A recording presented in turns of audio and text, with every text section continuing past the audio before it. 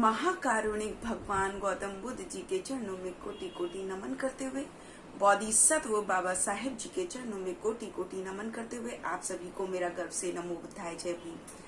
साथियों, जैसा कि बुद्ध और उनके धर्म की एक सीरीज चल रही है, तो आज का जो हमारा विषय है, जैसा कि तीसरा खंड चल रहा है बुद्ध की शिक्षाएं, और उसके तीसरा भाग चल रहा है कि धम्म क्या है।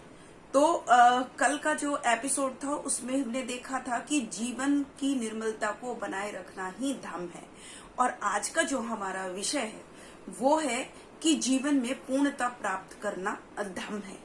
तो इस विषय के बारे में आज हम बात करेंगे। तो मैं आपको बताना चाहूंगी कि तथागत बुद्ध ने 3 तरह की पूर्णताएं बताई हैं, कि एक शरीर की पूर्णता, एक वाणी की पूर्णता और एक मन की पूर्णता। तो जो शरीर की जो पूर्णता है वो अपने आप को सभी जीव हत्या से और सभी अकुशल कर्मों से दूर रखता है, तो वो शरीर की पूर्णता को प्राप्त करता है।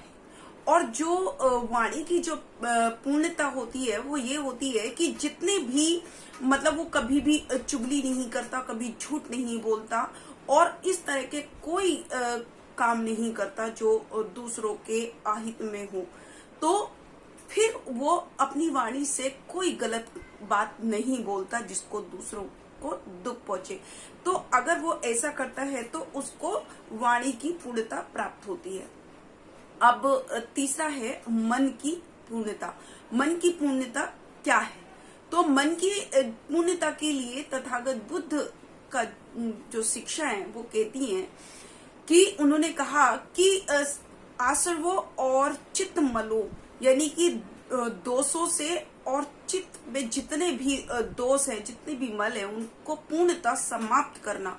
इसी जीवन में संपूर्ण जो है चित्त विमुक्ति प्राप्त होती है, अंतर्दृष्टि प्राप्त होती है, और जो दोषों से मुक्त होती है।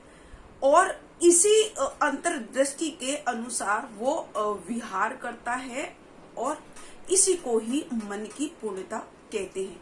ये तथागत बुद्ध अपनी शिक्षाओं में कहते हैं। तो उन्होंने कहा कि यही 3 पूर्णता होती है, और इन 3 पूर्णताओं को प्राप्त करना ही धम्म कहलाता है। फिर उसके बाद उन्होंने सुबुद्धि को ये भी समझाया कि पारमिताओं का पालन करना भी जीवन में पूर्णता प्राप्त करना होता है। तो सुबुद्धि ने तथागत बुद्ध से प्रश्न किया कि हे तथागत, बोधिसत्व के लिए दान पारमिता क्या है? तो तथागत बुद्ध उनका उत्तर देते हैं कि बोधिसत्व के लिए जो दान की जो पारमिता होती है वो ये होती है कि वो अपने चित्त की सभी अवस्थाओं का ज्ञान रखते हुए, ध्यान रखते हुए जो दान करता है, अपनी आंतरिक और बाहरी चीजों का जो वो दान करता है, वही जो है दान पारमिता कहलाती है। क्योंकि जो सर्वसाधारण के लिए अपनी चीजों का त्याग करता है, जो मनुष्य कल्याण के लिए अपनी चीजों का दान करता है, वो भी अपने चित्त के अकॉर्डिंग, वो भी अपने ज्ञान के अकॉर्डिंग, जिसे पता है कि सामने वाले को या जिसको वो दान दे रहा है वो मानव हित में है, तो इसको जो है बोधिसत्व की दान पारमिता कहा जाता है, दान पारमिता कहा जाता है। कि उसके लिए वो क्योंकि अपने चित्त की सभी अवस्थाओं का ध्यान रखते हुए अपनी आंतरिक और बाहरी चीजों का दान करता है। फिर सुबुद्धि उनसे कहते हैं कि तथागत शील पारमिता क्या है बोधिसत्व के लिए? तब तथागत कहते हैं उनसे कि जो शीलों का जो पालन करता है, जो शीलों का पालन करता है और दूसरों को भी इसकी प्रेरणा देता है, वो बोधिसत्व के लिए शील पारमिता कहलाती है। फिर सुबुद्धि तीसरी बात पूछता है कि हे तथागत, एक बोधिसत्व के लिए खंती पारमिता क्या होती है? तो तथागत बुद्ध उनसे कहते हैं कि एक बोधिसत्व के लिए जो सहनशील हो जाता है, जो अपने आप को अपने आप में सहनशील हो जाता है, वो खुद तो सहनशील हो ही, साथ में जो दूसरों को भी सहनशील होने का जो प्रेरणा देता है, वो बोधिसत्व के लिए शील पारमिता या खंती पारमिता कहलाती है। यानी कि सहनशीलता जिसके अंदर आ जाती है और जो इस सहनशीलता को प्राप्त करके दूसरों को भी ऐसी प्रेरणा देता है, तो वो बोधिसत्व के लिए खंती पारमिता होती है।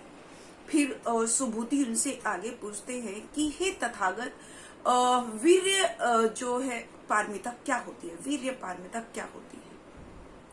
तब तथागत कहते हैं वीर्य पारमिता का कि सम्यक प्रयत्न, मतलब उसका मतलब ये होता है कि सम्यक प्रयत्न जिसके जो सबके लिए सम्यक प्रयत्न करता है, या इन पांचों पारमिताओं का जो पालन करता है और जो दूसरों को भी पालन करने के लिए जो दूसरों को भी प्रेरित करता है, तो वो बोधिसत्व के लिए वीर्य पारमिता होती है। फिर जो सुबूति है वो उनसे अगला प्रश्न पूछता है कि हे तथागत, मुझे ये बताइए कि समाधि की प्रवीणता क्या है?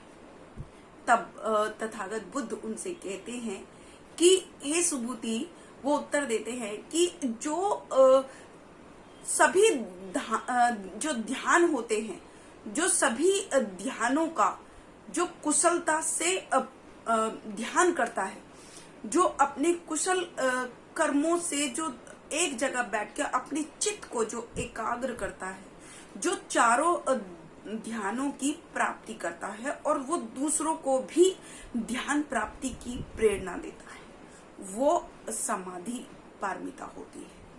फिर सुबूति उनसे अगला प्रश्न पूछते हैं कि हे तथागत, एक बोधिसत्व के लिए प्रज्ञा पारमिता क्या है? तब तथागत बुद्ध कहते हैं कि एक बोधिसत्व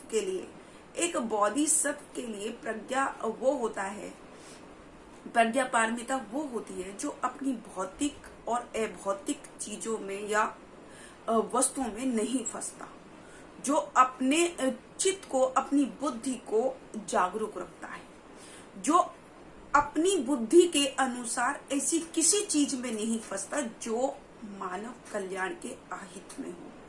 तो वो अपने बुद्धि का, अपनी प्रज्ञा का पूर्ण रूप से इस्तेमाल करता है और वो दूसरों को भी इसको इस्तेमाल करने की सही चीज में, जो भौतिक और अभौतिक चीजों से दूर रखता है और जो ऐसी किसी चीज में नहीं फंसता, वो दूसरों को भी ऐसी प्रेरणा देता है। तो वो एक बोधिसत्व के लिए प्रज्ञा की पारमिता होती है।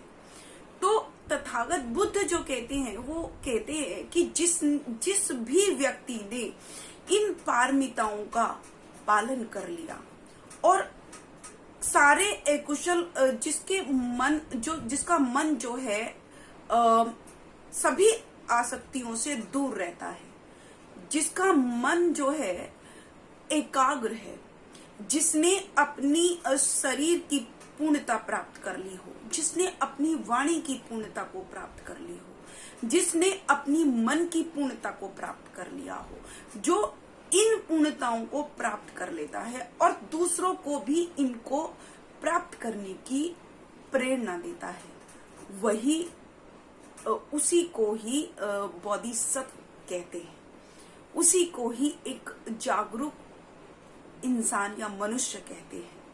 तो तथागत बुद्ध जो हैं, उन्होंने यही कहा कि जीवन की निर्मलता को बनाए रखना धम्म है, क्योंकि उन्होंने बताया कि धम्म क्या है। तो सभी जितने भी लोग हैं, उनको पहले ये जानना जरूरी है कि धम्म क्या है। तो उन्होंने जीवन की निर्मलता को बनाए रखना धम्म कहा है। उन्होंने जीवन में 3 जो पूर्णताएं हैं, जो वाणी की, शरीर की और मन की पूर्णताएं जिसने प्राप्त कर ली, वही धम्म है। तो ऐसा उन्होंने बताया। तो आज का जो हमारा चैप्टर है वो यही समाप्त होता है। कल फिर से एक नए चैप्टर के साथ, जिसमें हम देखेंगे कि निब्बान को प्राप्त करना ही धर्म है। तो कल हम एक नए चैप्टर के साथ आपके सामने मैं उपस्थित होंगी। तब तक के लिए मैं शकुन मौर्य अपनी वाणी को विराम देती हूँ। आप सभी को मेरा गर्व से नमो बुद्धाय, जय भीम। अगर आपने अभी तक हमारा चैनल सब्सक्राइब नहीं किया है तो सब्सक्राइब करें और घंटी का बटन बिल्कुल भी दबाना ना भूलें, ताकि सभी लेटेस्ट खबरें पहुंच सकें आप पे सबसे पहले।